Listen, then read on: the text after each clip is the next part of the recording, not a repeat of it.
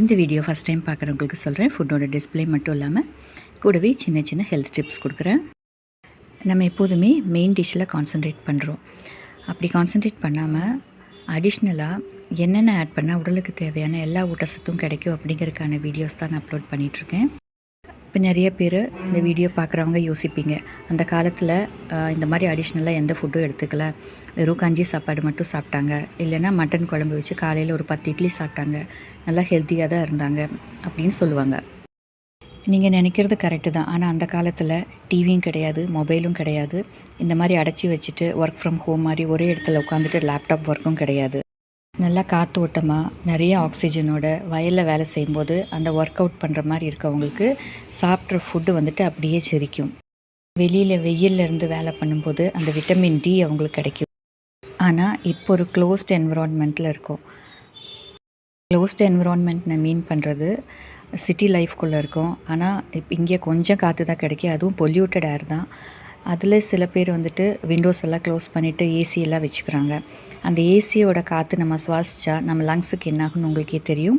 நம்ம பாடி வந்து இந்த மாதிரி சூழ்நிலையில் நம்ம வாழ்ந்துட்டு இருக்கும்போது நம்ம உணவு பழக்க வழக்கத்தை மாற்றிக்கணும். அப்படி ஒரு உணவுகளை தான் நான் அப்லோட் பண்ணிகிட்டு இருக்கேன். நம்ம யூஸ்வலாக பண்ணுற சவுத் இண்டியன் ஃபுட், இட்லி, தேங்காய் சட்னி, வெங்காய சட்னி.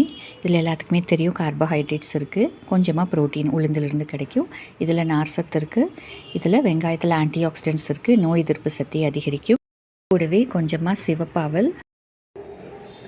அவல் உப்புமா, இதில் இரும்பு சத்து அதிகமாக இருக்குது, ப்ரோட்டீன் இருக்குது, ஆன்டி ஆக்சிடென்ட்ஸ் இருக்குது, கொஞ்சமாக கேரட் பீன்ஸ் எல்லாம் போட்டுக்கனால கொஞ்சம் நார் சத்தும் கிடைக்கும், நோய் எதிர்ப்பு சக்தி அதிகரிக்கும், ஜீரண சக்தி அதிகரிக்கும், முக்கியமாக அது வெயிட் லாஸ்க்கு ஹெல்ப் பண்ணும்.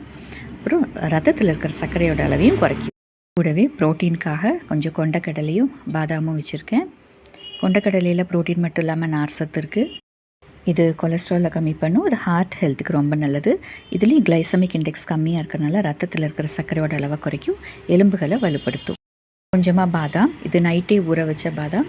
இதில் கொஞ்சம் ப்ரோட்டீன் மட்டும் இல்லாமல் நார் சத்தும் இருக்குது. இது ஸ்கின் ஹெல்த்துக்கும் ஹேர் ஹெல்த்துக்கும் பாதாம் ரொம்ப நல்லது, முக்கியமாக ஹார்ட் ஹெல்த்துக்கு ரொம்ப நல்லது.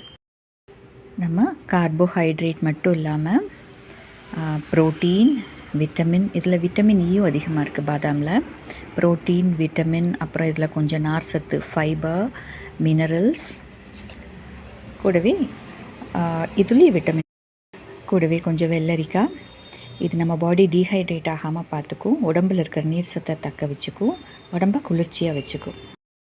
இந்த வீடியோ உங்களுக்கு பிடிச்சிருந்தால் சப்ஸ்கிரைப் பண்ணிவிட்டு பாருங்கள். பிரேக்ஃபாஸ்ட் மட்டும் இல்லாமல் லஞ்சோட வீடியோஸ் அப்லோட் பண்ணுறேன். தேங்க்யூ. தேங்க்ஸ் ஃபார் வாட்சிங்.